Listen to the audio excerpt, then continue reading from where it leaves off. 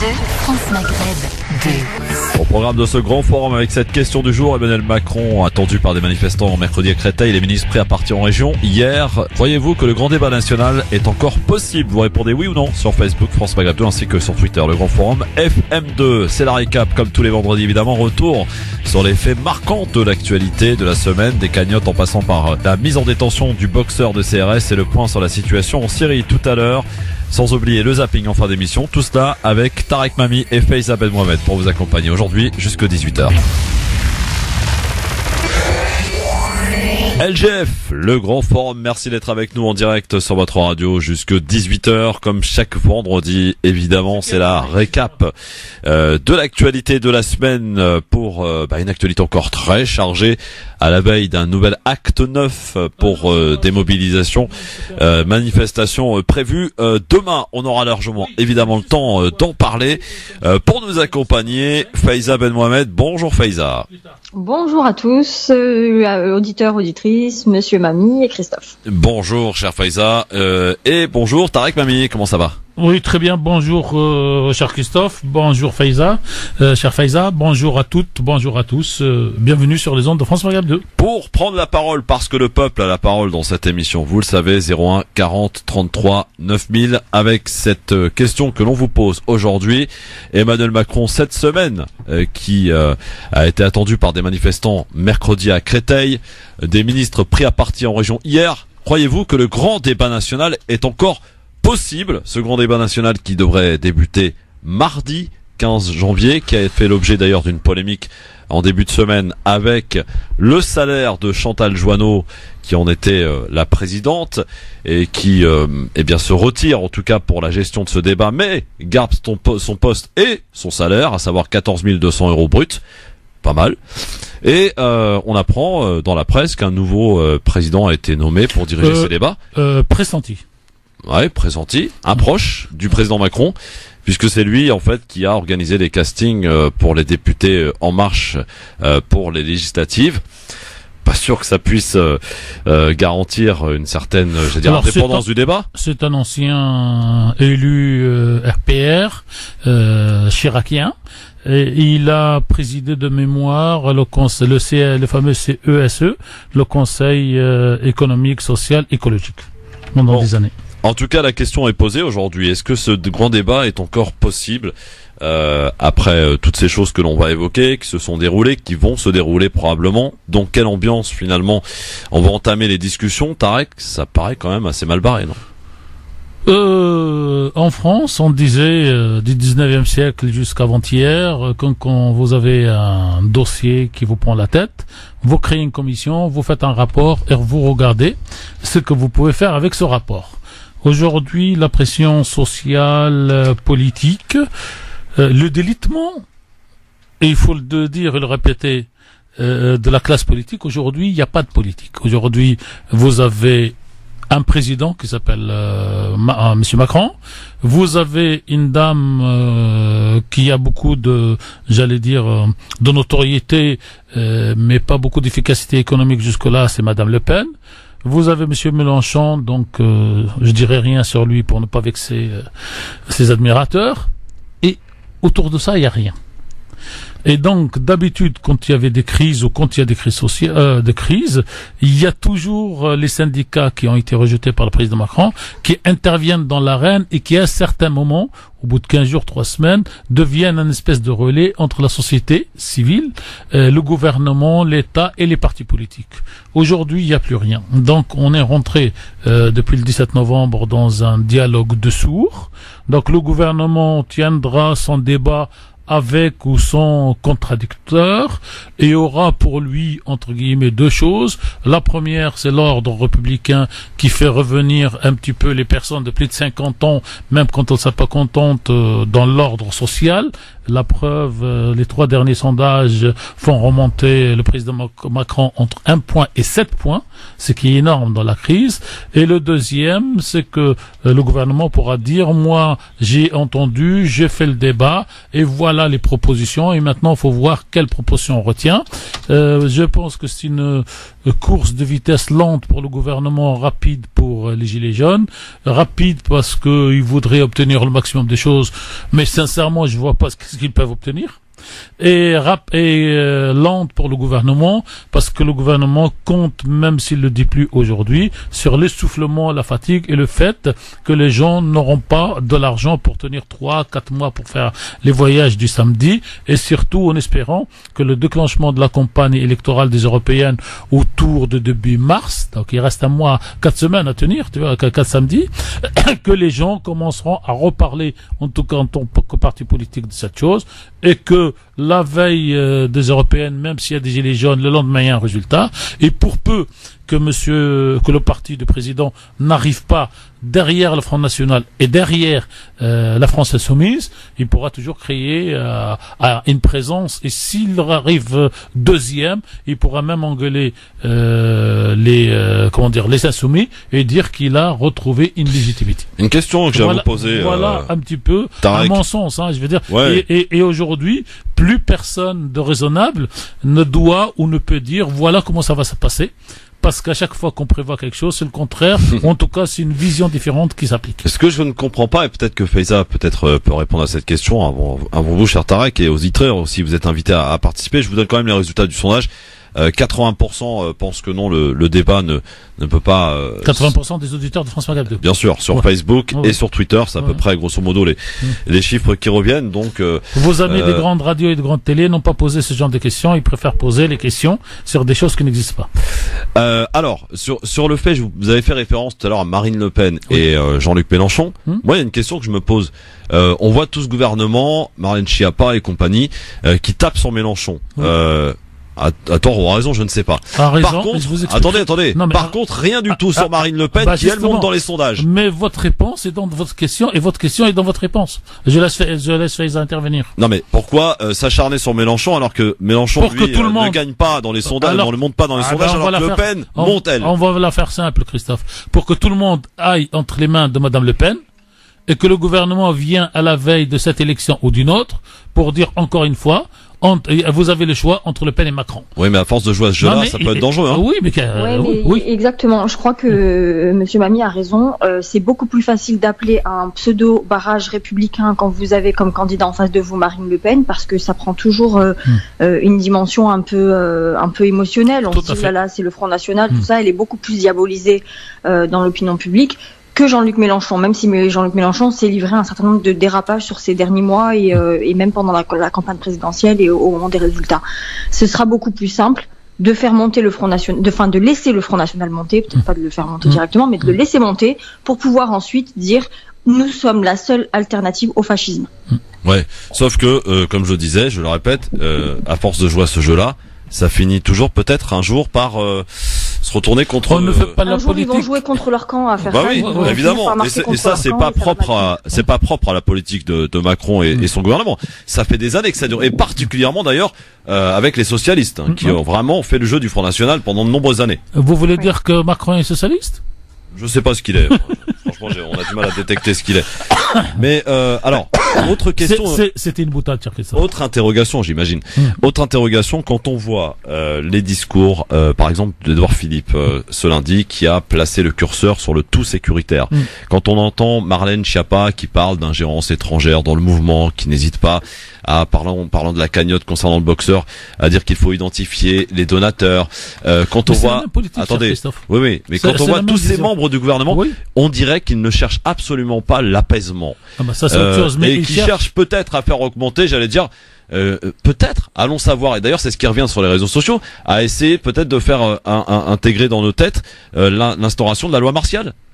Elle a été refusée clairement par le Premier ministre. Oui, aujourd'hui. Non, il y a une semaine. Quand on est venu lui proposer la solution sécuritaire, le point 1 que la police a demandé dans la sécurité, cher Christophe, c'était les mesures d'urgence. Et la réponse dans le canard du Premier ministre, c'est qu'en France, quand on dit état d'urgence, ça veut dire terrorisme, et on peut pas se permettre, dans le climat actuel, de faire qualifier les gilets jaunes de terroristes. Oui, mais au bout d'un moment, il faut bien que ça s'arrête. Je veux dire, quand ça va être tous les samedis des violences successives, et là aujourd'hui, quand on voit par exemple les craintes du préfet de police de Paris, qui dit craindre une présence plus massive que la semaine dernière, avec des lieux qui sont d'ores et déjà menacés, les ministères, l'Assemblée nationale et même le palais de l'Élysée. C'est ce que dit le préfet de police de Paris. Il faut monter les enchères pour faire peur à tous ceux qui sont tièdes, de manière à ce que la police puisse se trouver avec les extrémistes, entre guillemets, gitans notamment, et de pouvoir taper dedans pour rappeler qui c'est qui tient l'ordre. Christophe, on est dans la politique du pire, et les gouvernements qui deviennent minoritaires, non pas dans les urnes à ce jour, non pas dans les institutions, mais psychologiquement, et ils se sentent dans la société, ben ils se raidissent et ils font des sécuritaires. Et je vous rappelle, vous êtes trop jeune, cher Christophe, mais il y a une superbe loi qui s'appelait la loi PIR-FIT, qui s'appelait la loi anti-casseurs, 76-77, avec monsieur Giscard. C'est mon année de naissance, je pouvais pas là. Bah oui, ils vous ont pas mis avec le biberon déjà à la contestation. Non. Ils ont entendu un petit peu. Quoique. Non, mais c'est pour vous dire. Donc le gouvernement, quand il se sent en danger, ben il se rétracte. Et en général, alors statistiquement, vous avez en gros 60 jusqu'à 70% des gens qui préfèrent à certains moments l'ordre au désordre. Et donc restent ceux les revendicateurs professionnels et qui n'auront pas raison. Je vous rappelle aussi la fameuse le plateau des Larzac. C'est l'histoire de France, Christophe, de la Révolution à ce jour, c'est fait en compromis. Et quand le pouvoir en place voit que le compromis ne lui sied pas, ne lui plaît pas, ben il se redit. Et en général, et je peux me tromper cette fois, il gagne. Faiza, on n'a pas l'impression que l'apaisement soit recherché, j'allais dire, en premier lieu dans la gestion de cette crise depuis le 17 novembre. Hein. Non, clairement pas. Alors, on parle. Il faut aussi distinguer les différentes prises de parole parce qu'il y en a qui sont plus responsables que les autres, même si elles attisent un petit peu le feu.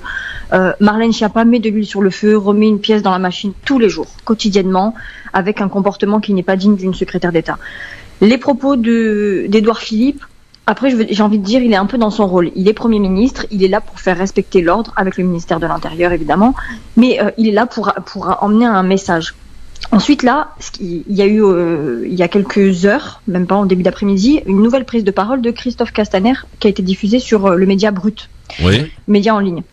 Il explique que demain, puisqu'on sait qu'il va y avoir des violences, ceux qui se mêleront à la manifestation seront considérés comme complices puisqu'ils doivent répondre de leurs responsabilités, sachant qu'il va y avoir des violences. S'ils s'y rendent, c'est qu'ils veulent aussi participer aux violences.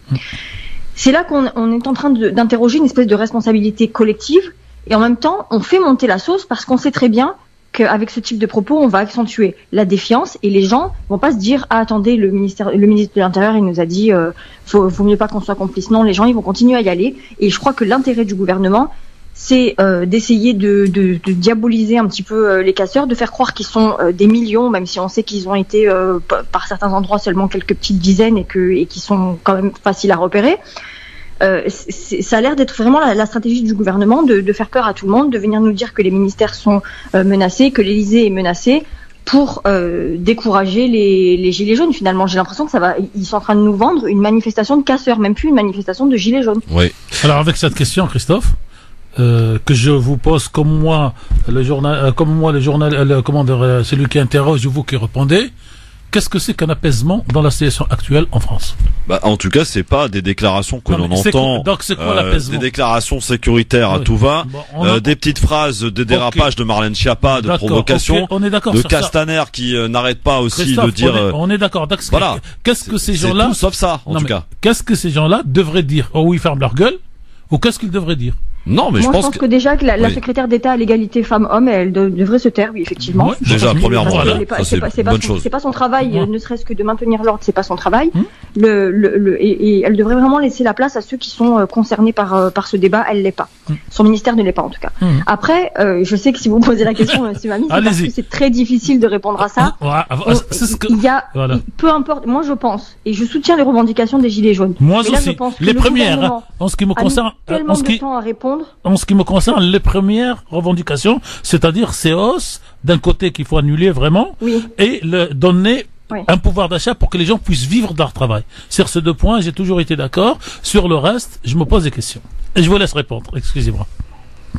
Moi, je pense que le gouvernement a mis tellement de temps à répondre Oui. que maintenant, quoi qu'il propose, ça sera jamais satisfaisant et il y aura toujours une nouvelle revendication qui viendra naître d'une autre et d'une autre et d'une autre. On est d'accord. Ils auraient dû répondre tout de suite. Ils n'avaient pas Maintenant- pris la mesure au départ. Exactement. En Et fait, qu'on je soit crois qu'au clair. début, quand ils ont vu des appels sur Facebook, Oui. ils se sont dit qui c'est Oui. ces rigolos qui Oui. appellent à manifester avec des gilets jaunes de voiture. Oh, tout à fait. Et personne n'a envisagé Oui. une seule seconde que 9 semaines plus tard, on en serait avec des blindés de la gendarmerie à devoir sécuriser la capitale. Personne, même pas ceux qui ont lancé le mouvement. Oui, bien sûr. C'est Oui, un bien phénomène social. Je sais pas comment on appelle ça quand il y a la boule de neige là qui tombe du haut de la montagne et qui c'est pas le mythe décisif, mais c'est Une presque- avalanche. Oui, non, mais il y a un terme technique pour la neige. C'est presque un mythe décisif à l'envers. Mais ils demandent plus de justice sociale, les gilets Non. jaunes. Ils demandent. C'est quoi la Comment justice ça, non sociale? Mais Christophe, moi aussi j'ai demandé la justice sociale. C'est quoi la justice sociale La pour Monsieur justice Pro? au niveau politique, c'est-à-dire Oui. le RIC qui Oui, revient en oui. grande force, Donc, le référendum. Donc comment on fait? On vote demain à l'Assemblée nationale, RIC? Ben non, mais on pose c'est le peuple qui Oui. répond aux questions qu'on lui Le pose. problème Non, du non. référendum Non. d'initiative citoyenne, le problème c'est que après les gens ils sont pas raisonnables. Moi je suis favorable à cette mesure, mais est-ce Sous que on condition, va comme dit pouvoir- l'autre. Sous condition. Oui, voilà, c'est. Toi, tu es en train moi, de- J'ai envie de dire sous condition quoi. Faiza, tu es en Ils train de dériver de l'autre côté, toi, hein, j'ai l'impression, non, hein. non, Christophe, jamais. La vie est faite de pragmatisme, de réalisme pour donner aux gens leurs droits, mais les droits des uns, Christophe, les droits des uns ne doivent jamais être aux dépens des autres. Parce qu'aujourd'hui, qu'est-ce qui s'est passé sur le site du Conseil économique et social? Le Conseil lance une consultation. Elle est monopolisée par les grands chefs qui ont fait donc les manifs du mariage pour tous. Et ils ont demandé à tous leurs membres de voter. Et on se retrouve, si vous voulez, avec 3000 votants sur 4000, parce qu'il n'y a que 4000 qui participent, parce que les gens parlent beaucoup et n'activent pas beaucoup. Et donc, vous trouvez 3000 sur les 4000 qui votent en première revendication Gilets jaunes, abrogation de la loi donc Taubira. Entre nous, Christophe, on l'abroge. On a fait de l'égalité sociale? On a fait de l'égalité juridique? Voilà comment ça marche. Qu'est-ce que ça a apporté cette loi? Est-ce qu'on a des chiffres sur le nombre de mariages? Moi, je suis contre. Non, non, mais attendez. À la portée de la liberté aux autres, Christophe. Non mais d'accord, mais je Oui. veux bien. Combien il y a eu de mariages homosexuels par exemple? Est-ce que ça a été efficace? Est-ce que ça a été vraiment une loi qui a été indispensable? Alors, je laisse Faiza parce que moi, j'ai une réponse toute faite pour ça. Honnêtement, je connais pas du tout les chiffres sur la question du mariage homosexuel. Après, moi, je suis pas concernée par ça. Si j'avais été députée, j'aurais voté contre. Pour des raisons qui m'appartiennent, Ouais. mais après, maintenant que c'est fait, je suis pas sûre que ce soit pertinent de revenir en arrière. Mais après, la loi Taubira, c'est vraiment c'est un des éléments effectivement qui est revendiqué. Mais il n'y a pas que ça. Il y a la question Non, mais je vous de donne le l'immigration, il y a la Non, question non, de la laïcité. moi, je il y a vous la donne question le de la résultat. neutralité sur les signes religieux. Moi, je vous donne le résultat qui vient en premier dans une consultation ouverte à tous. Oui, oui. C'est tout. Ouais. Moi, pour moi, ma réponse, cher Christophe, c'est toute discrimination qui recule est une liberté qui est obtenue par une partie de la société. Parce que gagnaient les Blancs pour abroger la loi sur l'esclavage? Ils perdaient tout.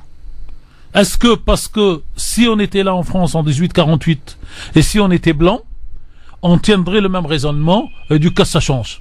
Ça change ce que ça donne de la liberté à une partie de la société, même quand on n'est pas d'accord avec cette société. Je vous donne un autre exemple, Christophe, qui était la discrimination flagrante jusqu'à 1983. Aucun étranger vivant régulièrement en France avec une carte de séjour ne pouvait être membre d'une association. Et pour être membre d'une association, il faut le rappeler, le savoir, il fallait l'autorisation du ministre de l'Intérieur. Vous avez un président qui arrive, M. Mitterrand, et qui casse cette loi qui fait que tous les citoyens qui vivent en France, qu'ils soient nationaux français ou qu'ils soient porteurs d'une carte de séjour, peuvent non seulement être membres d'une association, mais être président d'une association. Ceux qui étaient contre peuvent toujours venir nous voir. Qu'est-ce que ça ramène? Ça ramène un recul de discrimination. Moi, je définis les choses de cette manière, comme je vous l'ai dit, cher Christophe, hier, j'ai deux lignes directrices dans ma tête, à tort ou à raison. La première, c'est toute discrimination qui tombe est un mur qui tombe en faveur de ceux qui ont lutté contre. Et la deuxième, toute proposition que j'écoute, je dis, est-ce que cette proposition amène, pour moi, égoïstement, du bien ou du mal pour la communauté franco-maghrébine, franco-musulmane? Si ça l'aide à avancer, à faire un pas de citoyenneté vers les autres, ok. Mais si c'est comme ces gilets jaunes, dont une partie et dont M. Luc Ferry faut tirer sur et les gens de quartier qu'ils étaient même pas avec les gilets jaunes, ben je dis stop. Attention. D'ailleurs, à ce propos, Ferry ce matin on en a parlé sur CNews et vous aviez les chroniqueurs qui disent oh, bah il a dit une bêtise. C'est scandaleux cette réaction. Eh ben, franchement, c'est scandaleux. Écrivez-moi une bêtise et j'irai la dire. Non mais si vous avez le malheur de faire une déclaration une bêtise de la sorte. Oui.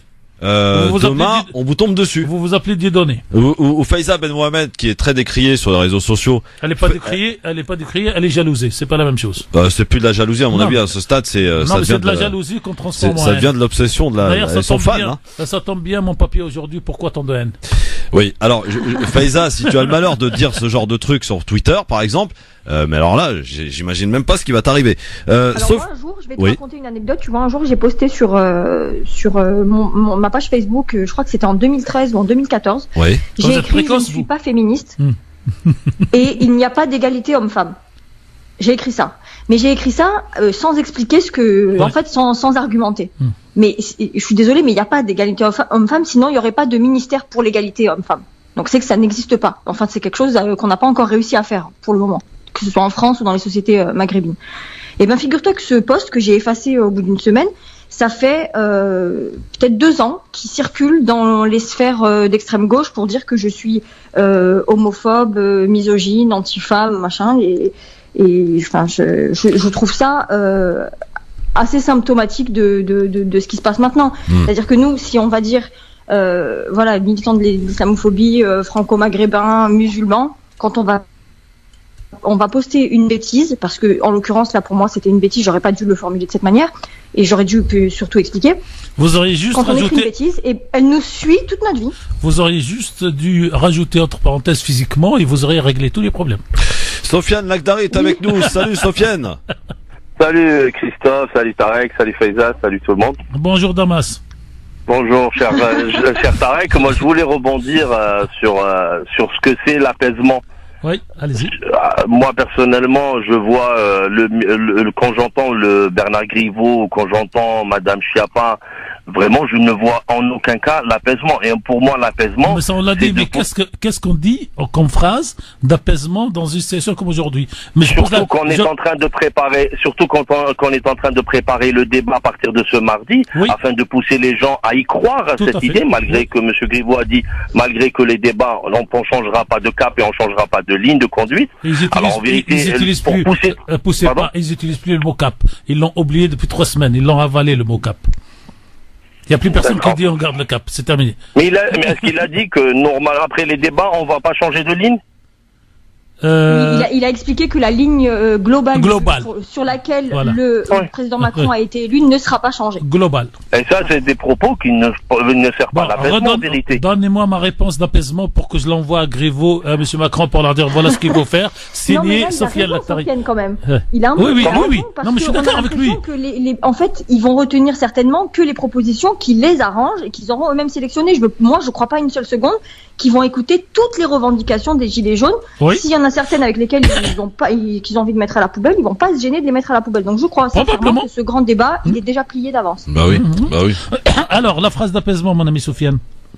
Non, pour moi, la phrase d'apaisement, il n'y a pas que de l'ordre sécuritaire. On n'entend que des déclarations sur l'ordre sécuritaire. Il n'y a aucun sur l'ordre économique. Vous savez que en aucun cas. Je ne peux pas développer, cher Tarek. Voilà. Vous savez que je vous aime beaucoup, vous et Christophe. Mais chaque fois que je vous pose une question, vous me redonnez ce que vous m'avez donné dans le négatif que j'accepte. Mais je parle, l'apaisement c'est quoi exactement? L'apaisement c'est d'avoir au moins, on s'entend plus. On voit maintenant des vidéos sur le net en train de circuler où on agresse même des journalistes. On remet même, il y a une séparation, il y a une rupture totale entre l'élite où on classe les politiques, les oligarques, les médias. On est d'accord. Et le petit peuple. Et on fait rien pour rapprocher cela. C'est ça l'apaisement. L'apaisement, c'est de pousser à la discussion, à l'échange. Et on ne voit en aucun cas les propos qui vont dans ce sens. Je rajouterais aussi une chose importante, c'est qu'on voit aujourd'hui un président de la République qui ne peut plus se déplacer dans son pays. Parce qu'à chaque fois. Et les deux ministres hier, ils ont été attaqués. Des ministres qui sont pris à partie et des députés qui sont agressés jusque chez eux. Donc on est dans un climat... Et surtout quand on reste silencieux, quand on entend des propos comme Luc Ferry qui appellent à utiliser les armes, et aucun ministre et aucun député, et Dieu sait qu'ils sont nombreux de la République en marche, n'ont condamné ces propos. Et aucun j'attends pas à ce que M. Pro ou bien Bourguin qui déclare... J'attends un ministre qui est censé protéger et qui est notre... Pardon ? Tout à fait, je suis d'accord. Mais aucun marcheur non plus, ni sur celui-là, ni sur avant. Aujourd'hui, nous avons une coupure. Alors, je sais même pas si elle est entre les élites et les peuples, ou c'est entre deux parties du peuple, ou entre une partie du peuple, une partie des élites et une partie des je sais pas qui. Aujourd'hui, nous avons, dans notre pays, malheureusement, je dirais sourd. Moi, je dis une rupture entre l'élite parce que ce mouvement ne vient d'aucun parti politique et d'aucun syndicat. Tous les corps intermédiaires ont été supprimés depuis 20 ou 30 ans. On les a affaiblis exprès et on a essayé à ce qu'il n'y ait aucun lien entre le gouvernement, les pouvoirs politiques qui dirigent le pays et le petit peuple. Et c'est pour ça que je dis c'est une rupture totale. Ni Mélenchon, ni Marine Le Pen, ni je ne sais qui va apaiser cette colère qui est réelle, que le gouvernement n'a pas vu venir. Oui. Que le gouvernement l'a amplifié par sa méprise, par son mépris et par son arrogance. Son amateurisme politique. Ouais. C'est inimaginable. Ils sont responsables de cette colère qui a existé c'est la goutte d'eau, comme on a dit, qui a fait déborder le vase. Mais le vase, il était déjà plein. Ouais. C'est pas que Macron. Ça fait 30 ans ou 40 ans. Et on le voit aujourd'hui, même au sein du Parlement, qui n'est absolument pas représentatif de toutes les mouvements. Pardon? Représentatif de quoi? Alors, de la population. Il ne représente en aucun cas. Quand vous avez les ronds écologie avec je ne sais pas combien avec combien de députés alors qu'ils ne représentent moins de 1% de la population. Et d'autres partis que je ne porte pas dans mon cœur, mais que le Front National par exemple, il n'a que 5 ou 6 députés. Il n'est pas représentatif. La demande des Gilets jaunes, dire que ce pouvoir exécutif ou ce pouvoir représentatif aujourd'hui n'est plus d'actualité. Il faut le revoir et mettre ça sur la table. Alors, c'est très intéressant, comme dit l'autre, ce débat. Il y a 2 ou 3 éléments qu'il faut mettre sur la table quand on discute. La première... Désolé Faiza, j'ai pris le porte-parole de Faiza. Il n'y a pas de problème. Bon, elle vous a donné... oui, parce que je suis d'accord avec toi, donc ça va. Donc, si c'est fait 3 contre 1, on va y aller... Non, mais pourquoi vous dites 3 contre 1? Moi, je suis impartial, moi. Excusez-moi, 2 contre 1. Excusez-moi, 2 contre 1. Pour faire simple, quand on s'assoit autour d'une table, on met 3 éléments de discussion. Oui. Le premier élément, c'est on discute avec émotion, on discute avec la tête pour avancer ensemble. Dans ce pays aujourd'hui, il n'y a plus de tête. J'allais dire, il y a quelqu'un qui a dit une phrase que j'aime pas, mais c'est comme ça. Tout le monde dans ce pays est devenu comme un coq ou comme un poulet dont la tête vient d'être coupée et qui continue à gigoter pendant 3 à 4 minutes. Donc il n'y a plus de tête, il n'y a plus que les émotions. Alors le gouvernement se trouve dans une position, comme tous les gouvernements qui ont le monopole de la violence, c'est pas pour défendre le gouvernement, à essayer de faire une politique de tête face à une politique d'émotion et n'a pas les moyens, je ne sais pas si c'est politique, intellectuelle, culturelle ou autre, pour mélanger l'émotion et l'intellectuel pour trouver la solution. Et vous avez le deuxième élément le plus important. C'est la langue de bois, cher Tarek, hein. C'est ça. Bah, t'as raison. Vas-y, avance. C'est la langue de bois. Quelle langue de bois? Malheureusement, il y a une population qui grande et il y a une colère qui est en train de monter. Alors, comment on fait pour changer? Malheureusement, à titre personnel, je ne vois aucune solution pour le moment, à dissoudre l'Assemblée nationale et remettre même son poste en jeu. Attends, je suis d'accord. Je suis d'accord. Attendez, bougez pas. Non, Sofiane, je suis d'accord. Oui, mais attendez, vous allez être d'accord après la pub. Non, 5 secondes. Je le laisse réfléchir. Je suis d'accord. Sur quelle base je refais l'élection? Sans proportionnel. Au revoir. Il y a un divorce complet. Je fais, il n'y a pas de proportionnel. Je dissous. Je dissous. Des ministres qui ne savent même pas le SMIC combien il est. Et on voit des ministres qui sont censés s'occuper de je dissous, je refais. Ils ne savaient même pas quoi répondre hier. Moi, je réponds. Lorsqu'il a été interpellé, le ministre. Je réponds. On voit, il y a un divorce, il y a une manque de confiance totale. Mais t'écoutes pas. Je dissous, je revote. Il n'y a pas de proportionnel. France Maghreb 2, France Maghreb. LGF, le grand forum. Est-ce que vous pensez que ce grand débat national qui va débuter mardi est-il encore possible selon vous? Vous répondez sur Facebook France Maghreb 2, sur Twitter, le grand forum FM2 avec nous aujourd'hui. Tarek Mami et Faiza Ben Mohamed. D'ailleurs, si j'étais un peu plus galant, je dirais Faiza Ben Mohamed et Tarek Mami. Ça dépend si vous allez du nord au sud ou du sud au nord. Hein. Bah, je préfère le sud, moi. Combien vous avez beaucoup de soleil, Faiza, depuis le début de l'année? Combien quoi? J'ai pas entendu. Soleil. Vous avez eu du soleil? Ah ben nous il y a le soleil presque tout le temps là, ça va, c'est plein soleil. Aujourd'hui il faisait 15 degrés dehors, c'est bien. Ben nous on est à 6 minutes depuis le début de l'année. Voilà, à chacun son truc. Bah c'est déjà mieux que 6 là. On est à 6 degrés, pas à 6 degrés, 6 minutes de soleil. Oui, bon, 6 minutes de soleil, Sofiane Nagdari est aussi avec nous. Alors Sofiane, Tarek voudrait que tu écoutes si tu as la possibilité, et peut-être de réagir derrière, son avis tranché, cher Sofiane. Il est parti, Sofiane. Voilà. Oui. Comme ça, il écoutera. Parce qu'il travaille en même temps, faut le savoir quand même. Non, comme ça, il n'écoutera pas. Et il dit, j'ai pas compris. Non, il écoutera. Ne inquiétez pas. Il y a juste Karim qui est avec nous, qui nous attend depuis un petit moment. Salut Karim. Avec plaisir. Bonsoir Christophe, bonsoir Tarek, bonsoir Faiza. Ouais. Bonsoir Karim. Alors, moi je vous dis, je suis un gilet jaune qui a rangé son gilet jaune. Ah oui? Parce que moi je suis comme Tarek Mami, moi je suis un gilet jaune de la première heure. Donc c'était social, ça concernait le SMIC, le pouvoir, parce que je trouvais anormal effectivement qu'on puisse travailler 35 ou 40 heures et ne pas vivre de son salaire. Mais maintenant qu'on en arrive à la division du Parlement, l'immigration, tout ce qu'on veut, c'est n'importe. Moi je suis plus gilet jaune du tout, parce que j'ai vraiment l'impression que ceux qui restent gilets jaunes aujourd'hui ce sont ceux qui ont perdu les élections et qui veulent la refaire par la rue.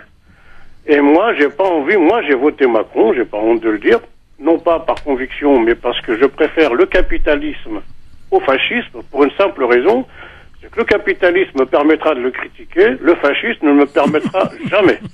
Donc j'ai choisi le capitalisme, et je savais que socialement c'était pas un bon choix, mais de toute façon, on n'avait pas le choix. Donc moi, je veux pas que mon vote soit remis en cause par des gilets jaunes qui, pour la plupart, se targuent de ne pas voter. Alors voilà. Donc ça, c'était la première, une petite introduction. Et je voulais dire que, je sais pas, mais moi, j'ai l'intime conviction que ce débat dont tout le monde parle, il finira par un grand débat sur la laïcité, l'islam, les musulmans, l'immigration. Et vous verrez que tout le social sera mis de côté. Et pourquoi je vous dis ça? Et par qui ça va être fait, ce genre de choses? De manipulation, Karim. Je vais te dire par qui, je vais te dire pourquoi. Vas-y. Parce qu'il y a une nouvelle notion dont vous allez entendre parler de plus en plus, qui a été mis en avant par un type comme Conadel, comme Zora Habitant, enfin vous connaissez toute la clique là, qui sont payés justement pour... Et on parle, parce que ils ont dit, mais comment ça se fait que les Gilets jaunes ne parlent pas de l'insécurité culturelle des Français? Alors maintenant, parce qu'avant, alors ils ont dit, évidemment, il y a l'insécurité économique, ce qui est tout à fait normal, mais la première des priorités, c'est l'insécurité. Alors quand on demandait ce que c'était que l'insécurité culturelle permanente. Alors l'insécurité culturelle permanente, c'est toujours les mêmes choses, c'est les femmes voilées, c'est le halal, c'est l'islamisation de la France et de l'Europe, c'est l'immigration, etc. Et vous verrez, et je demande à Faiza et à Tarek, vraiment si d'ici le mois de mars... Oui, mais vous répondez pas à ma question, hein. Qui va alimenter ce genre de débat et d'accentuation, d'accentuer, je vais dire, les débats sur ce genre de sujet, d'après vous? Si, il a répondu, il t'a dit, Golnadel, Zora Habitant, c'est la sphère médiatique, ceux qui se définissent comme des militants et qui interviennent dans les médias, en prétendant, porter la parole de la Mais ils ont essayé déjà, Karim, Faiza, ils ont essayé déjà ces gens-là, de faire monter la banlieue, avec des faits que je ne vous rappelle pas, notamment ce qui s'est passé à Mantes-la-Jolie et d'autres choses. Ça a pas marché. Donc au bout d'un moment, ils reviendront. Bah non, ça a pas marché. Heureusement d'ailleurs. Parce qu'ils en parlent tout le temps. Ben non, ils ont. Karim, que les jeunes Christophe, les jeunes de banlieue, sans être dans les gilets jaunes, ils sont déjà accusés de casser et de voler, sans y être. Hein. Ouais. Imaginez s'ils y étaient. Non, moi je vous dis, tout ça, ça va finir toujours par la même chose, sauf que là, Christophe, là où il a raison, c'est que lorsque ils vont mettre ce débat de l'insécurité culturelle des Français en avant, évidemment, comme on ne sera pas au débat, on ne pourra pas démentir. Ça, mais pas sûr que ça marche, pas sûr que ça fonctionne, franchement. Je vous souhaite un bon week-end à tous. Je crois que Salut, Karim. Il soulève quelque chose de légitime. On sait très bien en France qu'à chaque fois qu'il a fallu éteindre et rassembler un certain nombre de citoyens autour d'un thème, on appuie sur le bouton islam, identité, insécurité culturelle, la France judéo-chrétienne et nanana. On connaît ce discours. Il n'est pas impossible, et c'est là où je pense que la réflexion de Karim n'est pas complètement biaisée. Il est carrément envisageable qu'on puisse se retrouver dans 3-4 mois avec un débat qui n'est plus du tout celui auquel on avait pensé et qui ne concerne pas seulement le pouvoir d'achat et la fiscalité et tout ce qu'on entend maintenant, et qui pourrait et d'ailleurs je viens de penser à quelque chose, c'est les vœux du le discours de Macron le 10 décembre dernier quand il annonce les mesures en faveur du pouvoir d'achat. Oui. Il annonce ça, il a réussi une prouesse magique, c'était de nous caler l'immigration, la laïcité et le terrorisme islamiste à l'intérieur de cette avancée sociale comme il l'a présenté. C'est quand même quelque chose de magnifique parce qu'il sait très bien que c'est le bouton sur lequel il fallait appuyer pour essayer de rassembler les Français autour de lui. Alors Sofiane est revenue quand même pour équiter ton billet, votre billet, cher Tarek. Sofiane, tu es là? Ouais, je suis là. Bon, très bien. Tu as entendu Karim? Je voulais répondre à Karim en vérité sur la question sociétale. Si on revoit tous les livres qui ont été publiés les 10 dernières années, qui ont été avec une grande publicité par derrière, les livres de Zemmour, les livres de Rioufol, de Houellebecq, de Montbrial l'avocat, ils parlent tous d'une guerre civile mais d'ordre sociétal. Et aujourd'hui, avec les Gilets jaunes, c'est d'ordre social. Ils ont renversé la table. C'est pour ça que ces gens-là, on les écoute plus, on les entend plus dans les médias. Alors qu'ils avaient prédit une guerre civile presque entre la société ou la population autochtone, français de souche, comme on les appelle vulgairement, et les immigrés et les musulmans. Mais aujourd'hui, quand on voit ce mouvement qui est venu de nulle part et qui renverse la table, ça les dérange. Et aujourd'hui, vouloir insuffler l'immigration ou l'islam ou l'insécurité culturelle ou je ne sais quoi, ils sont payés pour ça, mais ils ont échoué. Cette population qui est en train de se révolter d'une manière pacifique, il y a des énergumènes qui viennent casser et tout, on sait pas par qui ils ont été payés ou pour quel rôle ils jouent en vérité. Ils sont en train de militer pour qu'il y ait plus de justice sociale. Ils ne parlent pas d'immigration, on ne parle pas de culture ou d'islam ou de foulard ou je sais quoi. Voilà, pour l'heure, en tout cas, il y a eu des tentatives, c'est vrai, ça a échoué pour le moment. Il n'est pas encore tout à fait écarté le fait que ça fonctionne, je veux dire, parce que ils sont quand même habiles, ces gens-là. On le voit. Donc c'est pas tout à fait impossible. C'est pas à écarter. Mais en tout cas, pour l'heure, et en tout cas personnellement je m'en réjouis, toute tentative de déviance de ce débat ou de revendication a échoué, et tant mieux. Alors, chère Sofiane, chères auditrices, auditeurs, chère Faiza, on va laisser Tarek Mami qui va nous livrer son avis tranché, qui est intitulé « Pourquoi tant de haine ?» C'est parti pour le jingle, on y va.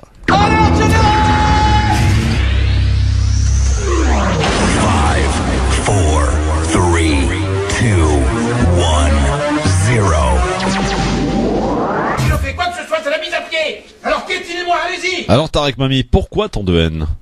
Pourquoi tant de haine? Quand on ne connaît pas la France et qu'on la découvre à travers les livres, entre philosophie politique, pamphlets, théâtre, littérature et poésie, on ne peut qu'en tomber amoureux. Ces lectures nous apprennent, outre cette belle expression « le siècle des Lumières », que son peuple, le peuple français, s'est révolté contre son roi tyrannique, un monarque au pouvoir absolu, car de droit divin. Ce peuple, et ce pays, la France, se sont donnés comme devise triptyque « liberté, égalité, fraternité ». Ce peuple, qui plus est, va donner à l'humanité sa première déclaration des droits de l'homme, qui va être copiée, plagiée et amendée par d'autres peuples et par d'autres institutions internationales. Une fois cette France découverte dans les livres et qu'elle est tant aimée, on ne manque pas d'avoir une envie folle, pressante d'aller visiter la France, la connaître, l'apprécier et surtout l'ausculter de plus près. Et par le plus grand des hasards de la vie, il se fait que quand on arrive en voyage en France, on débarque dans une France en pleine actualité sociale dite gilet jaune. Une fresque sociale que même les meilleurs scénaristes de Hollywood et de Netflix réunis n'auraient pu imaginer. C'est un lecteur assidu des livres d'histoire qui relatent les soubresauts sociaux, puis est décelé quelques ressemblances avec l'excellent roman Germinal, passé dans la mémoire collective à travers ce livre et un film. La comparaison entre les deux épisodes, celle virtuelle de Germinal, la romanesque, et celle de la réalité aujourd'hui quotidienne, sont bien loin. Le visiteur amateur de la France découvre le tournage grandeur nature d'un feuilleton hebdomadaire télé-réalité, ou plutôt réalité télévisée en direct, sans censure, ni coupure, ni montage, à la télévision, acte par acte, samedi par samedi. Il y voit sur l'écran de télévision de sa chambre d'hôtel, dans la lucarne inscrite Paris, un citoyen manifestant qui boxe un policier par terre, et sans même zapper, il verra sur le même écran, dans une autre lucarne appelée Marseille-Toulon, cette fois un policier qui boxe un citoyen coincé contre un mur. Le téléphone des visiteurs va s'affoler et ses réseaux sociaux l'interpellent. Ses yeux s'écarquillent, il voit s'afficher sur l'écran de son smartphone une vidéo YouTube qui annonce le prochain combat de boxe sous la Tour Eiffel entre Bouba et Caris, non, entre le boxeur gitan de Paris et le boxeur flic de Toulon. Au passage, il faut signaler au geek que Dailymotion est morte. Elle a été larguée dans cette bataille de communication. Alors pourquoi tant de haine entre les gilets jaunes et les policiers pension-ball du gouvernement en place? J'emprunterai la réponse à un immense écrivain italien, auteur du livre Au nom de la rose dont je vous laisse découvrir et chercher le nom.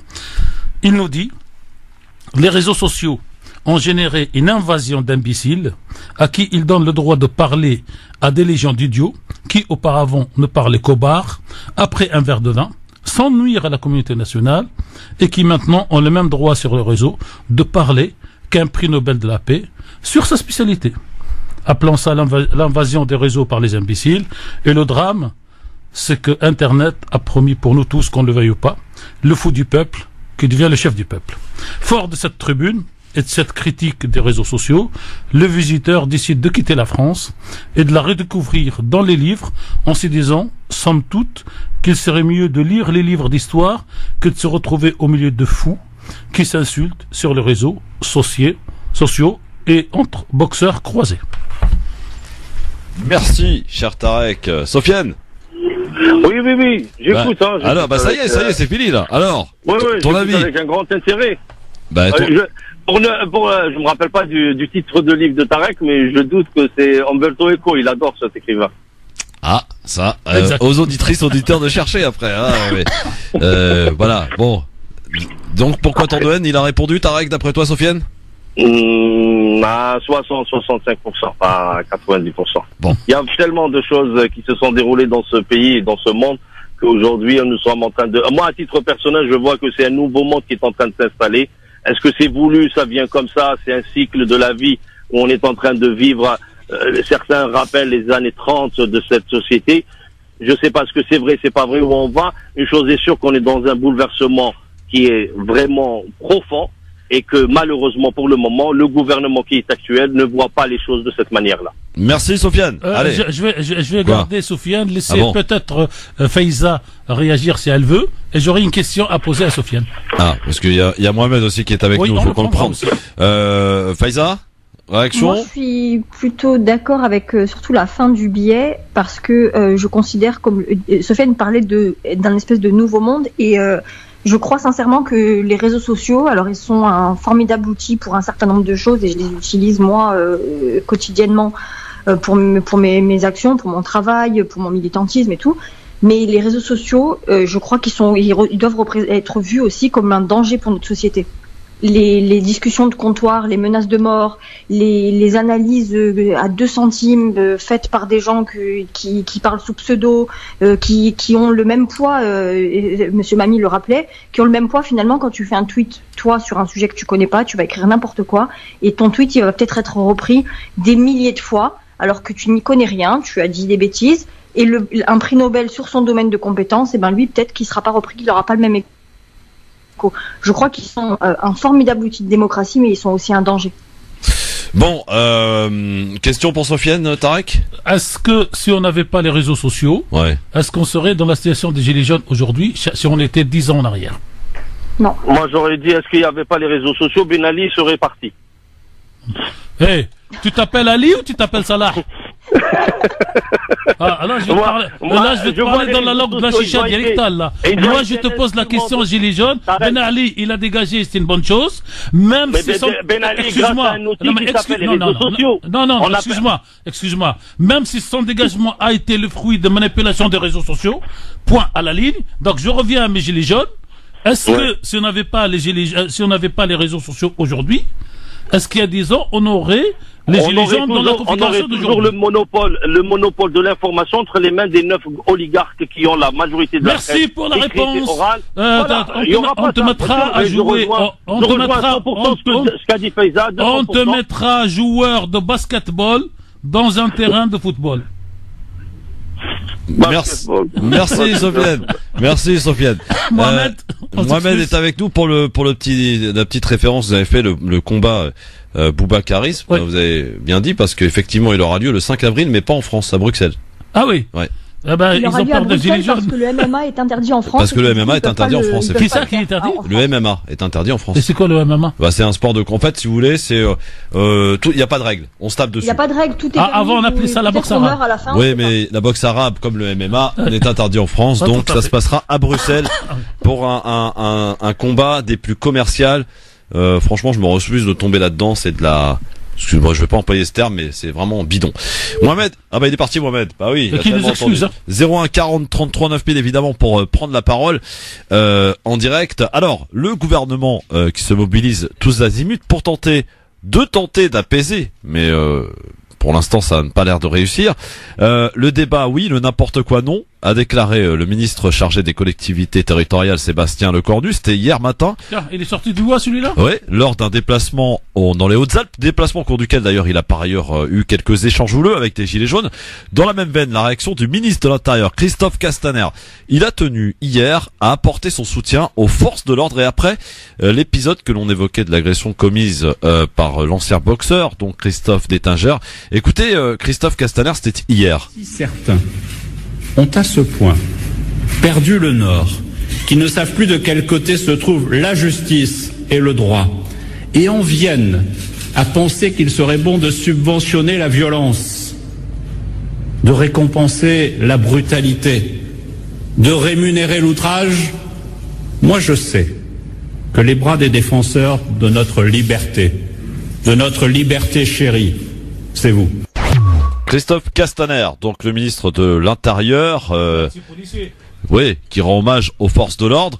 On va en parler parce que il y a des multiples questions par rapport aux cagnottes et particulièrement celle de venir en aide aux victimes de la police, qui d'ailleurs, je le rappelle, soit dit en passant, d'après le directeur général de la police nationale, la police n'a pas besoin de cagnottes. D'accord. Elle a les structures pour. Elle a les structures pour, exactement. Mohamed est avec nous de d'Ivry-Gargan. Bonsoir Mohamed. Oui, bonsoir. Alors, je voulais intervenir par rapport au fameux au sujet là dont vous avez parlé sur la fameuse consultation. Oui. Oui, le grand débat qui démarre débat national. Mardi 15 janvier, normalement. Le grand débat national. Oui. Voilà, exactement. Alors, maintenant, j'estime que c'est une bonne guerre, c'est le minimum, en tout cas c'est la solution à minima qui a été trouvée par le gouvernement pour temporiser entre je dirais le 9e acte de ce mouvement ou l'acte précédent et je dirais les élections européennes. Oui, exact. On peut pas on peut pas s'offusquer qu'ils puissent proposer ce débat. Maintenant, on ne peut pas non plus demander à Emmanuel Macron de se renier, en tout cas de renier le programme sur lequel il a été élu. Puisqu'il ne faut pas oublier qu'au moment où, en tout cas entre les deux tours, il avait bien signifié aux gens qui allaient voter pour lui que le vote qui allait être porté sur sa candidature était un vote d'adhésion et non pas un vote de contestation, ou en tout cas un vote contre Marine Le Pen. Et ça, c'est très important. Donc, il y a cet élément-là. Ensuite, qu'est-ce qu'on peut espérer de ce débat? Pas grand-chose. On n'espérera rien. Quoique, il y avait un adage qui disait en France, on n'a pas le pétrole, mais on a des idées. On a malheureusement une élite politique qui est assez médiocre aujourd'hui. Et on n'a plus d'idées, mais au moins on a une communauté musulmane qui est assez importante. Donc, et je rejoins l'avis des personnes qui avaient parlé du fait qu'il allait y avoir une instrumentalisation de la présence musulmane via la question de l'immigration, d'ailleurs le pacte de Marrakech, etc. Donc tous ces éléments-là, de toute façon, arriveront à un moment donné. Et je rejoindrai ce qu'a dit Tarek Mami sur la question des réseaux sociaux. Eh bien, effectivement, les réseaux sociaux, c'est un outil de toute façon qui permet à tout à chacun de devenir un expert à la place de l'expert. Mais ça reste quand même un outil qui est démocratique. Les personnes, quand elles votent, il y a celui qui vote, qui met son bulletin dans l'urne, qui le fait de façon raisonnable, et qui en tout cas a une démarche, constructive. Et il y a celui qui le fait au dernier moment sur le saut de l'humeur ou parce qu'il n'aime pas un tel ou un tel. Donc de toute façon, les réseaux sociaux, ça reste un outil qui peut être utilisé de façon positive ou qui peut être utilisé de façon négative, mais ça reste quand même un outil qui est intéressant dans le cadre de ces nouveaux mouvements qui sont dans la ligne de du dégagisme qui a été mis en œuvre. Donc avec, on va dire, la destruction des corps intermédiaires depuis Nicolas Sarkozy, etc. Et il y a une résurgence d'un élément qui a été indiqué, mais de façon accessoire, c'est le référendum de 2005. Oui. Je crois que la France, depuis 2005, elle est sur les braises. Et donc, voilà, il y a des éléments multifactoriels qui ont conduit à cette situation. Malheureusement, on a une population française qui, intellectuellement, a perdu de sa superbe. Et en même temps, on a une élite politique, culturelle, etc., qui, pareil, est plus dans que ce que dit l'intellectuel, je crois, canadien, qui parle de médiocratie, oui, au sens moyen. Voilà, on n'est plus, la France n'exporte plus ses poètes, n'exporte plus ses intellectuels, elle exporte des armes. Voilà où on en est. Merci Mohamed pour votre constat terrible, en tout cas apporté. Moi je le partage. Au 01 40 33 9000. Je le partage, d'autant plus qu'il est construit, raisonné et réfléchi. Parce que moi, ce que je reproche à ceux avec lesquels je ne partage pas le point de vue, non pas leur point de vue, mais le fait qu'il est lancé en vrac, sans, j'allais dire, packaging, et sans quelques idées qui tiennent la route. Pub, et dans un instant, cagnotte. Sortez vos porte-monnaies et vos cartes bleues. LGF, le grand forum, merci d'être avec nous, avec Faiza Ben Mohamed, avec Tarek Mami. Nous sommes vendredi, donc c'est la récap. On se refait un petit peu l'actualité de cette semaine qui fut très chargée. Est-ce que pour vous, ce grand débat national peut-il avoir lieu dans de telles conditions? Bien, vous répondez toujours oui ou non sur Facebook, France Maghreb 2, Facebook, sur Twitter, le grand forum FM2. Vous êtes en majorité à croire que non, il ne peut pas se dérouler, en tout cas en tant que tel, dès mardi 15 janvier. On est avec Mohamed qui nous appelle de Rosny-sur-Seine, c'est à proximité, à côté de Mantes-la-Jolie, pour ceux qui ne connaissent pas. Et dans les Yvelines. Voilà, dans les Yvelines. Cher Mohamed, bonjour. Oui, bonjour. Je voudrais, donc, une question que je poserai à Tarek. Depuis que le monde est dirigé par des avis des experts, oui, comment il a évolué, comment sur le plan économique ou social et autres? Alors, j'ai réfléchi en même temps, mais je vous écoute. Pourquoi? Parce qu'aujourd'hui, les réseaux sociaux, ils ont fait apparaître des gens qui donnent des avis, comme vous dites tout à l'heure, sur des sujets, mais ils ne sont pas experts. Oui. C'est que l'être humain aujourd'hui, vous savez, quand vous vous organisez, quand vous faites une organisation, c'est que chaque organisation aboutit sur une personne qui doit diriger donc l'organisation. Oui. Oui. Alors ça veut dire qu'on doit concentrer toutes les idées dans la tête d'une seule personne. C'est ce qui se passe aujourd'hui chez les partis politiques. Oui.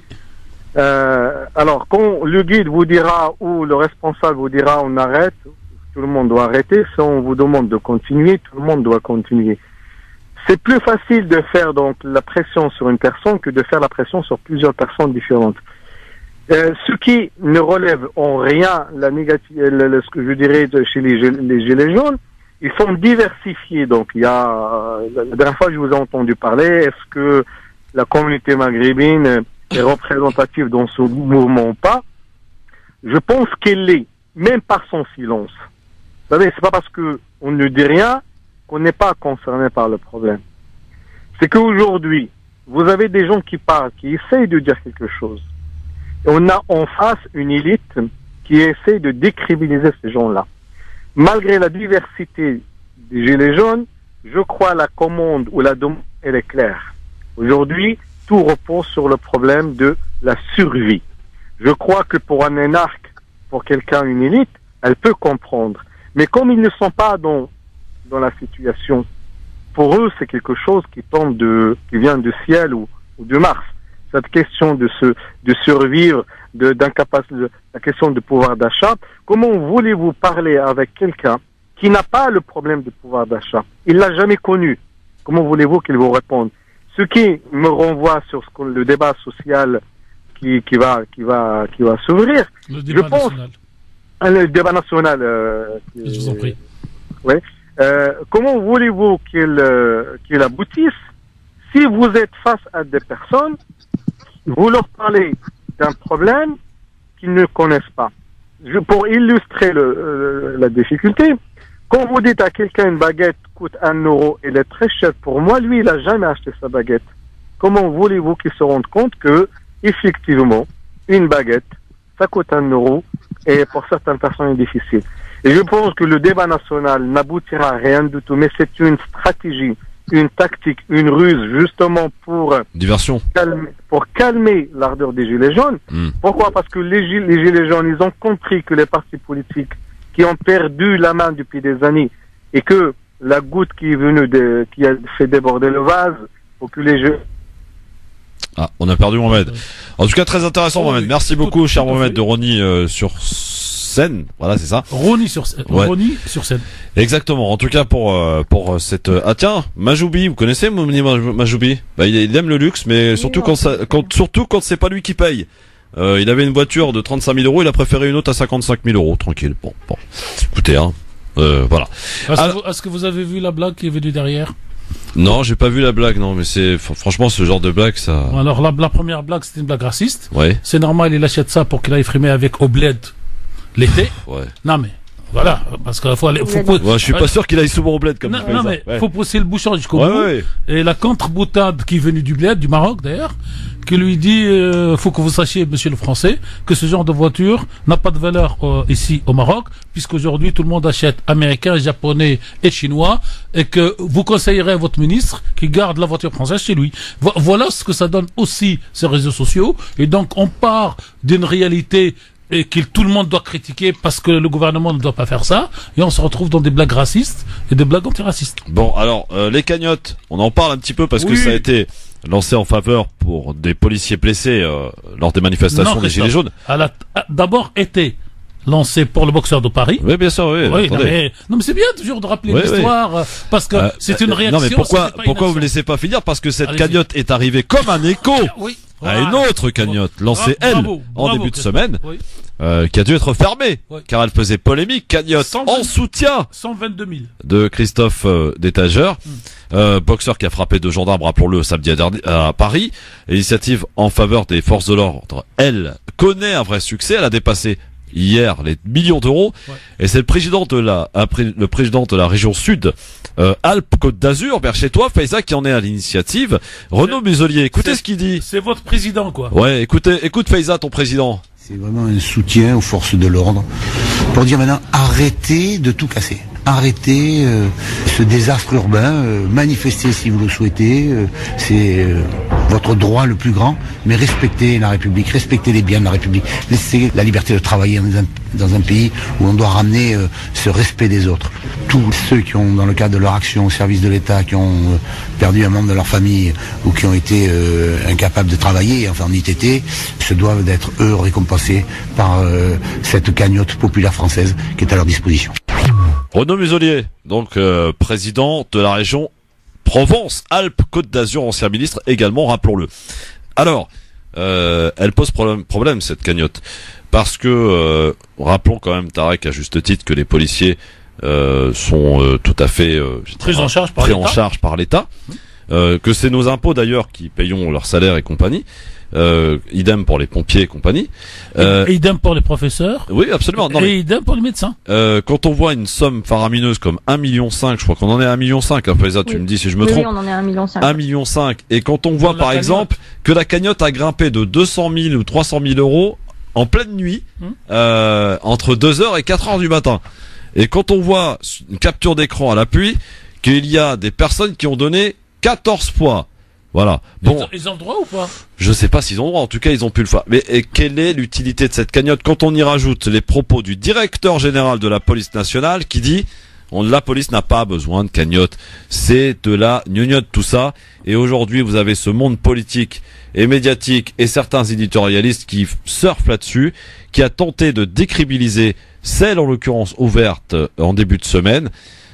Qui n'était pas illégal, rappelons-le. D'ailleurs, il y a une autre cagnotte qui a été ouverte sur PayPal. Vous savez qu'on est monté pratiquement à 100 000 là, pour venir en aide cette fois-ci aux blessés des gilets jaunes, parce qu'il y en a beaucoup des blessés dus par exemple à des bavures policières, entre autres durant les manifestations de ce samedi. Alors, qu'est-ce que ça vous évoque à tous les deux ces histoires de cagnottes tout au long de cette semaine là? D'abord, cher Christophe, je vous laisse la responsabilité de dire en droit que une cagnotte pour soutenir quelqu'un qui vient de faire une infraction n'est pas illégale, sans rentrer dans le débat juridique. Oui, je m'appuie sur quelques avocats ou quelques juristes. Oui, les avocats, ils plaident leur cause. Parce que quand vous voyez devant vous quelqu'un qui fait une infraction, toute aide donnée à celui qui fait l'infraction, qu'il soit condamné après ou pas... Pour payer ses frais de justice, non, il fait une infraction. Ouais.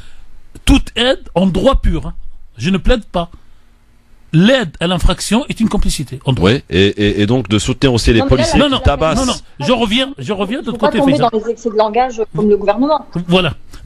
Après, je reviens de l'autre côté. Oui. Bon, c'est stupide d'avoir fait la cagnotte pour les policiers, parce que le président de la région, Monsieur Muselier, sait très bien, lui, que le policier n'a pas besoin d'une cagnotte, et faut le dire clairement, M. Muselier a fait une opération politico-politicienne pour se faire bien voir pour les prochaines élections municipales qui vont arriver dans 2 ans, et il risque de se retrouver en face de M. Mélenchon. Donc le drame, c'est que, y compris avec ses réseaux sociaux, chacun fait de la manipulation politique de l'autre, tout en mettant la main sur le cœur et en criant je vous jure wallah que... Vous oubliez quand même un élément essentiel. Lequel, Christophe?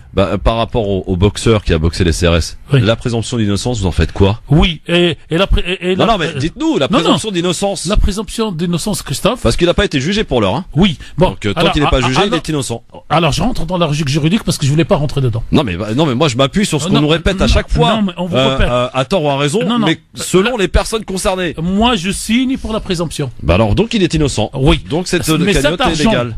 S'il est donné aujourd'hui, délivré aujourd'hui, il y a un débat juridique. Oui. Mais s'il est donné demain pour payer les frais de justice et qu'il est condamné, qu'est-ce qu'on fait? Ah oui, mais tant qu'il n'est pas condamné, il n'y a pas d'illégalité. Voilà, donc voilà.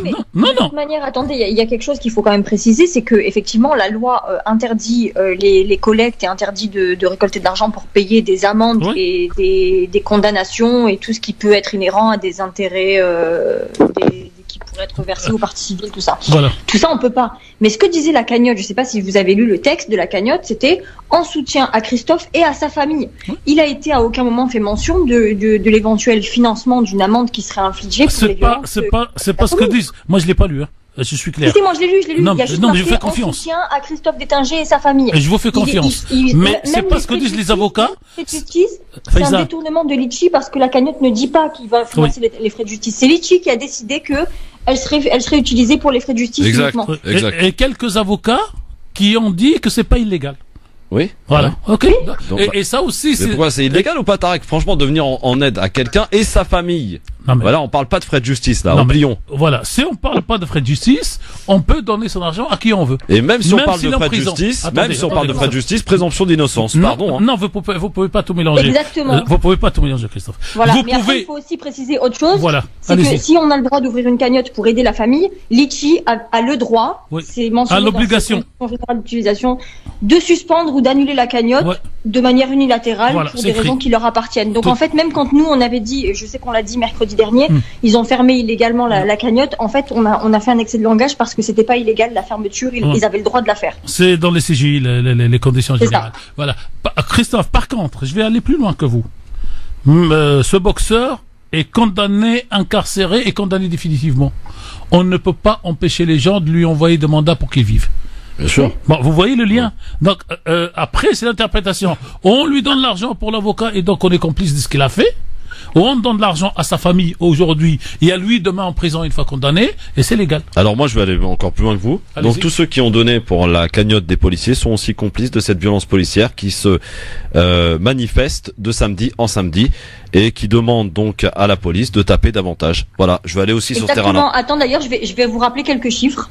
Allez-y. Depuis le début des Gilets jaunes, et ouvrez bien vos oreilles parce que les chiffres sont édifiants. Oui. Il y a eu 6475 manifestants interpellés, 4339 gardes à vue, 153 mandats de dépôt, des centaines de blessés, 14 personnes qui ont été éborgnées par des tirs de LBD 40, un décès d'une octogénaire par un tir de grenade lacrymogène alors qu'elle était par sa fenêtre, 200 signalements pour des faits de violence policière et 78 enquêtes ouvertes par l'IGPN. 0 policier suspendu. 0. À la avec ça, c'est des chiffres quand même. Ils sont parlants. Non, mais soyez le camp. Non, mais excusez-moi, vous pouvez même y rajouter 2, puisque dans ces chiffres n'apparaît pas le boxeur, puisque c'était 153 avant son incarcération. Tout à fait. Et vous y rajoutez Monsieur Rigui cet après-midi du côté de Perpignan, qui n'est pas dans les chiffres. Donc on peut monter à 155. Rigui qui a été placé en détention, c'est ça, hein? Oui, en détention provisoire, comme le boxeur. J'ai pas suivi l'affaire. Il lui reprochait quoi exactement? La même chose, une violence en manifestation, comparution immédiate, refus de comparution immédiate, parce qu'aujourd'hui la règle c'est comparution immédiate, c'est que tu prends le maximum, et quand tu reviens dans un mois ou 2, tu as un peu moins, mais tu auras passé 15 jours en prison. Donc c'est devenu une espèce de règle. Merci pour ces chiffres, Faïza, parce qu'ils sont très parlants, très éloquents. Mohamed qui nous appelle de Lyon. Bonjour Mohamed. Bonjour, bonsoir. Bonsoir, bienvenue. Bonsoir Mohamed. Alors, on vous écoute, cher Mohamed. Alors moi, tout d'abord, je voulais dire à Faïza, avant de poser la question, Faïza, je te soutiens, je suis avec toi sur Twitter, parce que j'ai vu cet après-midi ton tweet, que la fachosphère, il t'avait menacé, donné certaines de ces informations te concernant. En tout cas, sache qu'on est avec toi, il y a beaucoup de gens qui te soutiennent sur Twitter, et donc faut pas lâcher l'affaire. Franchement, t'es très très très courageuse.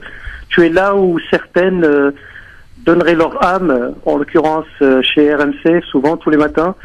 Voilà, franchement courage à toi et on est avec toi. Arrêtez de nous fâcher avec RMC. Bon.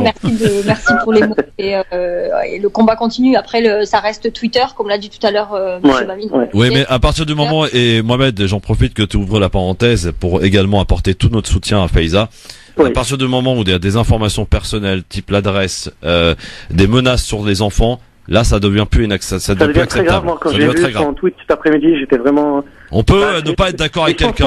Je suis très présent. Ces gens-là, j'ai plusieurs comptes. Je vais pas mentir, parce que j'essaie de leur tenir tête, parce que ceux qu'ils font, j'essaie de leur envoyer la même chose, parce que on te frappe, il faut frapper plus fort. Bon, je parle pas de la violence en elle-même, parce qu'on est sur les réseaux sociaux, donc voilà. Ça se tient qu'à des tweets, des messages. Alors, je profite de Mohamed une minute. La question qu'on peut tous poser en tant que citoyen, est-ce que on ne doit pas rentrer dans la loi cyber, la sécurité, la recherche systématique par le procureur de la République de des personnes, cachées ou pas, parce que les techniciens, les informaticiens ont les moyens de remonter à la source. Bien sûr. Pour que ces gens qui mettent les adresses personnelles soient interpellés parce que ce sont des actes terroristes quelque part. Mais bien sûr, Taraki. Exact. Mais c'est très compliqué parce que ce sont souvent des gens c'est pas compliqué quand il y a la volonté politique. Qui officient de l'étranger aussi. Ça, on les coupe. Non, Christophe, si je peux me permettre. Ce sont des gens, détrompe-toi. Moi, je t'avais appelé il y a quelque temps, je t'avais parlé. Il y a certaines personnes, groupes de personnes en France, qui prennent des extraits des radiophoniques, en l'occurrence des radios de la communauté maghrébine, souvent la vôtre et d'autres. Ils prennent des petits extraits, puis autour de cet extrait, ils déversent leur haine, quoi. Moi, j'ai déjà aperçu ça. J'en ai parlé vaguement il y a quelques mois. Ils sont en France, voilà. La fachosphère que tout le monde sait, et puis il y a d'autres groupes de personnes, voilà. Mais vous les connaissez déjà, je pense. Après, c'est pas d'aujourd'hui. Ouais. Maintenant, ça s'est agrandi, ça s'est propagé, ça s'est multiplié, et malheureusement, les gens de notre communauté, sauf Faiza, bien sûr, des gens comme Faiza, il y en a pas mal, hein, qui tiennent tête à ces gens-là. Nous, on déclare notre identité, on les prend de face, mais souvent c'est des gens pas très courageux. Des frappes, voilà. En tout cas, vous savez que c'est une lionne, Faiza, donc voilà. Je voulais poser une question à Tarek vite fait. Oui, question à Tarek Mami, Mohamed, allez-y. Voilà, je voulais savoir, parce que moi, les gilets jaunes, voilà, moi, ce qui m'inquiète, Tarek, c'est que la colère qui est automatisée, c'est-à-dire elle est là tous les samedis maintenant, pratiquement. Oui. Donc, moi, ce qui me fait peur, c'est que j'ai peur que pour détourner cette colère et toutes ces personnes qui sont en colère, est-ce que le gouvernement, les médias vont pas encore une fois jouer la carte donc de l'immigration, de l'islamisme, etc. Sauf que cette fois-ci, ça risquerait d'être beaucoup plus violent qu'avant. C'est-à-dire, je m'explique. C'est-à-dire, à chaque fois, je rentre pas dans la théorie du complotisme, etc. J'essaie juste de comprendre. Moi, ça me fait peur parce que je me dis, c'est automatiser cette colère. Et comment vont-ils sortir de tout ça? Si ce n'est qu'à chaque fois, on utilise la carte de la peur de l'islamisme, du terrorisme, l'immigration, etc. Donc, à votre avis, vous, comment vont-ils sortir définitivement de ça? C'est-à-dire quelle carte va être utilisée pour détourner tout ça? Parce qu'il faut bien quelque chose de beaucoup plus fort qu'avant pour détourner. Boule de cristal, elle est grande, elle est puissante, elle est de plus en plus, elle s'agrandit d'ailleurs. Oui. Il y a 3 semaines, cher Mohamed, j'ai dit ici même que je venais juste de perdre ma boule de cristal parce que j'avais des normes de réflexion au vu de l'histoire sociologique de France et d'ailleurs, et que comme tous les chercheurs entre guillemets ou le professeur de Sciences Po, ils mettent les éléments de critique pour pouvoir se projeter. Et je me retrouve, comme beaucoup d'autres, mais moi je l'ai reconnu il y a 3 semaines, que mes instruments d'analyse, la boussole, quand vous lui demandez de regarder au nord, elle regarde à l'est. Donc c'est très très difficile. Ce que je pense, ce que Mohamed d'ailleurs l'a développé tout à l'heure, et vous-même, c'est la porte de sortie si le président s'appelait Sarkozy. Aujourd'hui, on a un C'est-à-dire si le président s'appelait Sarkozy, c'est-à-dire il y a un problème, on met l'islam sur la table et on y va avec on veut. D'accord, j'ai compris. Voilà. Oui. Aujourd'hui, le problème, c'est que le président s'appelle Macron et il faudrait qu'il fasse une double cutu pour pouvoir aller sur l'islam. La première, c'est une cutu politique contre tout ce qu'il a fait, tout ce qu'il a dit. Et la deuxième, c'est une volonté politicienne de mauvaise foi. Il pourrait le faire peut-être je dis c'est les deux, c'est une double acte télécommandé via par exemple certains ministres qui se prêtent très bien à ce jeu-là. Non mais c'est pas grave, mais s'il laisse faire, ça veut dire qu'il est d'accord. Ah oui, bien sûr. Donc comme dirait un grand écrivain que je n'aime pas dans ce pays, ce n'est possible qu'au prix d'un double reniement. Et vous aurez raison que si, par exemple, le Premier ministre était, parce qu'on en parle, donc on tente de le dire tout de suite, était changé et parmi les pressentis, un certain Blanquer, et là vous auriez totalement raison. Non, parce que quand Blanquer dit et que ce genre de ministre alimente. Excuse-moi. Si le Premier ministre parle et que le président laisse, c'est la faute du président. Moi, le Premier ministre est quelqu'un qui saute. Donc oui, mais c'est infusible. Ça suffira pas. Tarek, ça suffira pas. Même le départ de 4 ou 6 minutes. Je pense que la colère, cette fois-ci, elle est beaucoup mais c'est infusible. Ça, faut bien comprendre, c'est infusible. Ça suffira jamais. Donc, moi, la vision pessimiste que vous voyez, pour moi, elle pourrait intervenir s'il y a un double reniement de Macron. Mais s'il n'y a pas de double reniement, j'allais pas dire il va démissionner pour ne pas faire ça. C'est pas le cas. On en parlera dans quelques mois. Non, mais c'est pas le cas. Non, mais ça, il démissionnera pas. Il faut arrêter de délirer, par contre. Non, mais c'est pas ça. Moi, si vous voulez, pour moi, le frein ou la date limite du pouvoir c'est quoi le soir du premier tour des élections européennes. Oui. C'est ça. Une élection qui est complètement boudée par les Français, vous le savez très bien. Non, mais parce normalement, il va la doubler d'un référendum multi-question dont êtes-vous pour ou contre la proportionnelle. D'accord, le pari est pris. Très bien. Merci beaucoup, Mohamed, en tout cas de Lyon. Merci. À très très vite. Bon, il faut aussi qu'on parle de ce qui se passe en Syrie. Un petit peu, oui. Et de la coalition internationale, notamment. Alors, je vous confirme, cher Christophe, votre soupçon de tout à l'heure. Apparemment, le président Macron n'ira pas à Davos. Oui, absolument. Faiza nous l'a dit tout à l'heure. Il n'ira pas à Davos et on aura sa lettre aux Français qui sera publiée lundi. Il vient de l'annoncer à l'instant. Donc lettre aux Français annoncée lundi, la veille donc du grand débat national. Oui. La veille de l'ouverture du grand débat et l'avant-veille de l'audition de Christophe Castaner et Jean-Yves. Ah oui, on l'a pas dit ça. La commission des lois. C'est mercredi prochain. L'affaire Benalla. L'affaire Benalla. Alors je sais pas si Benalla y va cette fois parce que il y va. Il est convoqué. Oui, mais il n'a aucune obligation juridique cette fois. Oui, il y a Le Drian, Castaner. Non, ceux-là, ils sont ministres. Le Drian, Castaner, Patrick Stroda et Benalla. Mais Benalla n'a pas d'obligation judiciaire d'y aller. Vincent Kras et Benalla. Vincent Kras et Benalla sont convoqués le 21, donc le lundi suivant, et le 16, donc qui est mercredi prochain, les ministres. Quelle ambiance. Et ça dépendra des conseils de Benalla. Moi, je veux bien voir où il va faire le cow-boy parce que de toute façon il n'a rien à faire, ou il ira pas parce qu'il n'y a pas d'obligation judiciaire. Alors parlons un peu de la Syrie, de la coalition internationale, cher Tarak, en Syrie, contrôlée dirigée par les États-Unis, qui commence à se retirer depuis ce matin. Absolument. Officiellement. Alors, on annonce un processus de retrait, conformément donc à la promesse formulée il y a quelques jours par Donald Trump, il y a quelques semaines même. Nouvelle annonce donc américaine, toujours pas de calendrier précis. Les déclarations se succèdent donc, le flou et l'incohérence persistent quand même, alors que le président turc, lui, Erdogan, menace toujours de mener une offensive contre les factions kurdes syriennes et collabore pour l'heure avec les alliés américains dans la lutte contre l'organisation donc de Daesh. Il ne pourrait que profiter donc de ce nouveau conflit. Depuis sa création, le groupe se nourrit des divisions et lutte de pouvoir en Syrie comme en Irak d'ailleurs. Alors un petit mot là-dessus, Tarek, parce que c'est passé des choses extraordinaires. Oui, alors 2 mots. D'abord, il y a les Italiens qui parlent à voix haute, comme quoi, comment faire pour rouvrir l'ambassade à Damas. Mais ils n'utilisent pas le mot ambassade. Il dit on est en train de réfléchir pour la reprise de relations diplomatiques avec la Syrie. Ça, c'est l'Italie. Alors pour ce qui se passe à l'intérieur, en fait, Daesh, il n'y en a plus. Ce qui reste, c'est Al-Qaïda, l'ancien Qaïda, qui est du côté d'Idlib. Pour moi, et ça c'est mon analyse, Erdogan a perdu la bataille du nord de la Syrie pour une raison simple, c'est que pour rentrer, il fallait qu'il passe par Membej. Et Membej aujourd'hui est entre les mains de l'armée syrienne. Donc s'il rentre pour aller de ce côté-là, il attaque un pays avec son armée.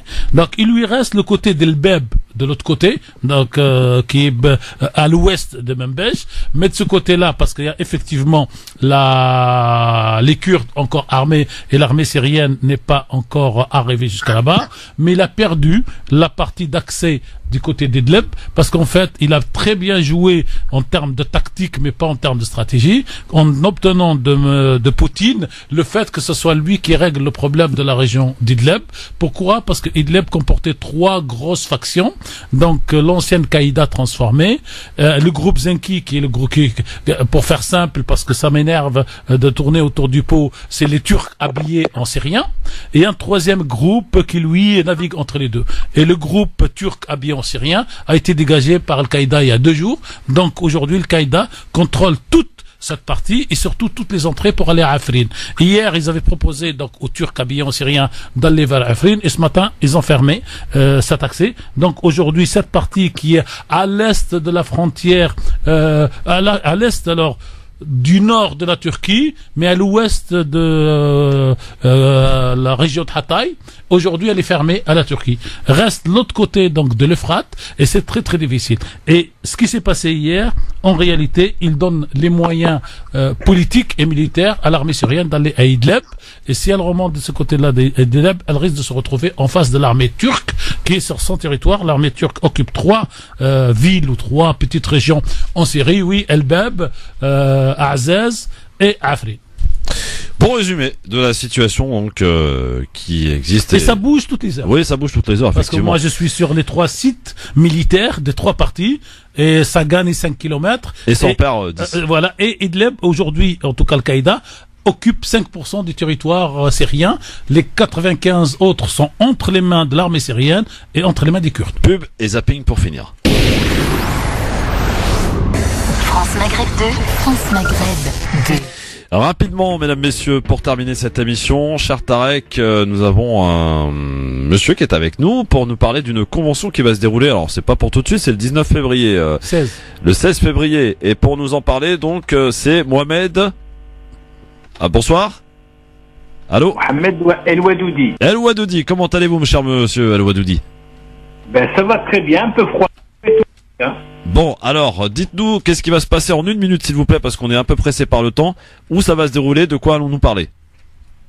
Ben, il s'agit de la Convention Europe-Afrique du Nord. Elle se déroulera à Bordeaux les 15 et 16 février. Et ça concerne les personnes qui veulent créer des entreprises ou développer des projets dans la région du Maghreb, de la Mauritanie jusqu'à la Libye. D'accord, c'est l'endroit, Bordeaux, donc vous m'avez dit, les 15 et 16 février prochains? Absolument, c'est à la Halle des Douves, donc c'est un bâtiment qui appartient à la ville de Bordeaux, ouais, qui est partenaire de l'événement. D'accord. Et donc ça concerne les personnes qui cherchent des informations ou qui veulent développer des projets entre la France et le Maghreb. Il y a des réseaux sociaux peut-être pour vous suivre d'ores et déjà ou pas, monsieur Dadoudi? Bien sûr, alors il y a une page Facebook et puis il y a surtout le site web. Donc le site web c'est convention-france-maghreb.com où il y a toutes les informations sur le programme, les participants et les partenaires. Très bien. Merci beaucoup, cher monsieur El Dadoudi. Donc je rappelle que France Maghreb 2 est partenaire évidemment de cet événement qui se déroule à Bordeaux du 15 et 16 février prochain. Merci beaucoup. Merci. On aura l'occasion d'en reparler. On attend France Maghreb avec nous à Bordeaux. Oui, bah Tarek y sera certainement. Hein, il aime bien Bordeaux en plus. Merci beaucoup. Oui. À bientôt. Tarek Faiza. Il n'y aura pas de zapping parce que j'ai une auditrice qui s'appelle Fatia qui nous appelle donc qui nous appelle de la région parisienne, c'est ça Fatia, qui veut lancer elle un appel très important. Chère Fatia, bonjour. Rapidement s'il vous plaît. Pardon? Je disais rapidement s'il vous plaît. Allez-y Fatia, on vous écoute. Merci beaucoup, donc bonjour, merci beaucoup. Donc effectivement, je souhaite faire un appel au calme et à l'apaisement pour l'amour de la France et pour le peuple de France. En fait, au départ, ça avait commencé dans la bienveillance. En novembre, nous souhaitons que ça se termine dans la bienveillance. Donc j'en appelle à Monsieur Ludowski, à Madame Ludowski, à Monsieur Drouet d'aller à l'antenne et de faire un appel au calme pour que l'on pense toujours qu'ils sont dans la bienveillance. Nous ne voulons plus les colères, nous ne voulons plus les violences, nous voulons la paix et l'apaisement dans notre France que l'on aime tous. Merci Fatia pour cet appel. Voilà, un appel au calme pour terminer l'émission du Grand Forum et une semaine. Bah, c'est plutôt pas mal, hein? Moi, rien à rajouter. Rien à rajouter. N'est-ce pas Faiza? Moi, j'ai un petit truc à rajouter. Ouais. Ça concerne pas l'appel au calme, mais puisque c'est le moment de passer les messages, j'invite tous les auditeurs de France Maghreb 2 à vous rendre régulièrement sur le site www.francemaghreb2.fr pour lire les dépêches d'actualité. Eh ben oui, bah ça c'est un joli rappel qui aurait dû d'ailleurs être fait par moi. Merci Faiza, en tout cas pour l'avoir fait. Bravo. Bon week-end Faiza, du côté de Nice et donc du soleil. Nous on va essayer d'en avoir un petit peu, mais il paraît que c'est un peu mal barré, donc tant pis. Va falloir qu'on aille faire un petit tour à Nice pour prendre un peu notre dose de soleil bien nécessaire, cher Tarek, ou alors d'aller faire un petit tour en Tunisie, pourquoi pas? Moi j'aimerais bien. Inch'Allah les deux. Bon, très bien, parfait, c'est nickel. Merci à tous, bon week-end, rendez-vous lundi, on sera de retour pour une nouvelle semaine. Restez bien à l'écoute de votre radio, il est très exactement et précisément 18h, l'heure de retrouver l'info avec nos confrères de RFI pour le journal. France Maghreb 2. France Maghreb 2. Pour ensoleiller et accompagner vos journées et vos nuits. France Maghreb 2.